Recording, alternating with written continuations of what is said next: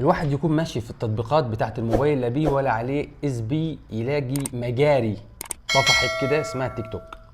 فتلاقي شويه فيديوهات كده ايه من الفيديوهات دي او من القنوات دي. قناه لام منور او ام نور، هي كاتبه الاسم بس انا متاكد ان هي اسمها ام منور، وهي يعني ايه حد كتب لها الاسم فقال لها طب ما نخليه ام نور مثلا، يعني لان انت لما هتشوف المحتوى اللي بيقدمه يبقى اقل ما يقال عليها ان هي ام منور. والله حبايبي حبايبي بصور فيديو عشان كده قفلت. انا بعمل مكرونه ببصل. بص انا حطيت الزيت وحطيت البصل اهو، احنا بنعملها بتوم ومن غير توم، بس انا النهارده حبيت اكلها ببصل. هنعملها ببصل ونرجع نحط القوطه مع بعض يا قلب ام نور من جوه يا حبايبي. قلبي قلبي قلبي قلبي. يعني دي المفروض ان هي ليها متابعين. المتابعين دول حد منهم كتب لها في التعليقات مثلا ان احنا والله نفسنا نجرب المكرونه اللي في اوضه النوم. يعني انا اعرف مثلا مكرونه بالجبنه، مكرونه بالفراخ، مكرونه باللحمه، مكرونه بالبشاميل.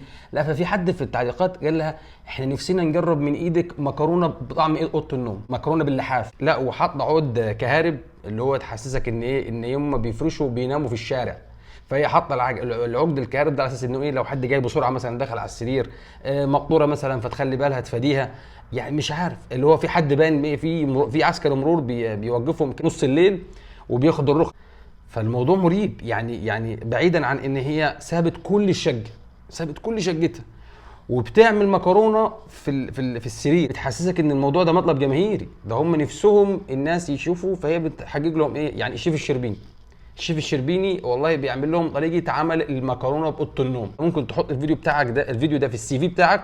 لو عايز تهاجر لكندا، عايز تهاجر لامريكا، عايز تطفش من البلد دي، الفيديو ده كفيل جدا ان هم يقبلوك والله بدون لغه وبدون يعني شهاده وبدون اي حاجه. انت بس توري لهم اللغه، هيستصعب عليهم والله يا ابني. هياخدوا كده الظرف بتاعك والسي في بتاعك وهيشدوك على طول، وحتى التذاكر هتبقى على حسابهم هم. الحلاوه دي يا ام نور، تعملي كفته في اوضه النوم يا ام نور؟ ايوه مش طبعا فاهم يا ده جماعه يعني عشان اغير اوكي ماشي. في المفروسين. جمله اصلا يعني غريبه اتقالت، اغير المفروسين. ايه اغير المفروسين دي؟ يعني ايه اغير المفروسين ده عربي ده؟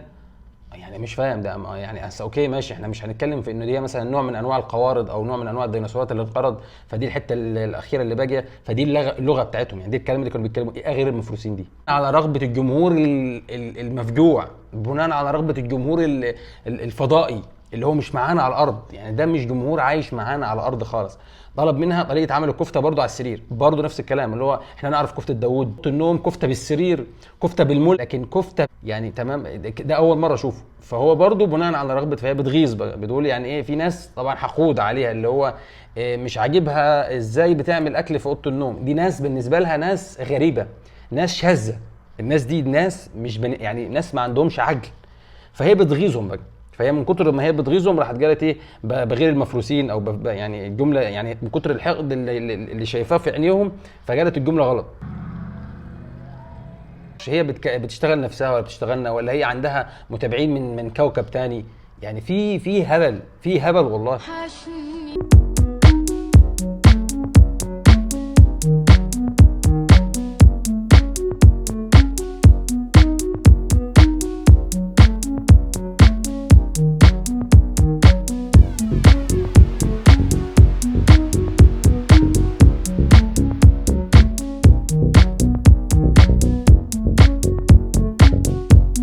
المفروض ان هي حب عمرها، يعني اللي موجود على السرير ده، هو الجثه اللي موجوده على السرير دي المفروض ان هي حب عمرها، يعني جوز شيرين اللي معانا. فانت متخيل يعني انت دايما احنا بنسال دايما لما بنلاقي الفيديوهات بتاعت الناس اللي على التيك توك والستات اللي على التيك توك اللي بتبقى سارحه منهم خالص دول، تيجي انت في بالك تقول طب هو يعني ما فيش ذكر في البيت؟ فين الراجل اللي في البيت؟ فين يعني سبع البرومبا اللي في البيت؟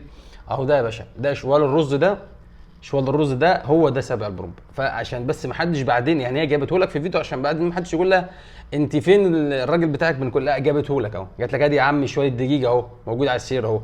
بعد طبعا ما خلصت ايه طريقه عمل المكرونه اللي الناس كانت بتطلبها مني، راحت جابت شوال الدقيق ده بعد المكرونه عشان ايه تبين له حبها بقى. يعني تخيل ان دي قصه حب، دي قصه حب قذره، دي قصه حب المفروض انها يعني دي قصه، ده فيلم رعب. يعني انت المفروض ان تحط في الخلفيه اصل توحش ايه ما تحطش خالص بتوحشني اصل توحش ايه ما اصل تخيل بص انت دي ممكن بمناسبه العيد الكبير عيد الاضحى احنا ممكن نحط الاغنيه دي مثلا يقول الكلام ده مثلا للجزار بتاعه هتبقى مقبوله يعني اللي هو بتوحشني مثلا وفي قصه حب قذره بين الجزار وبين البقره ده النطاق اللي ممكن نقبل فيه الفيديو ده.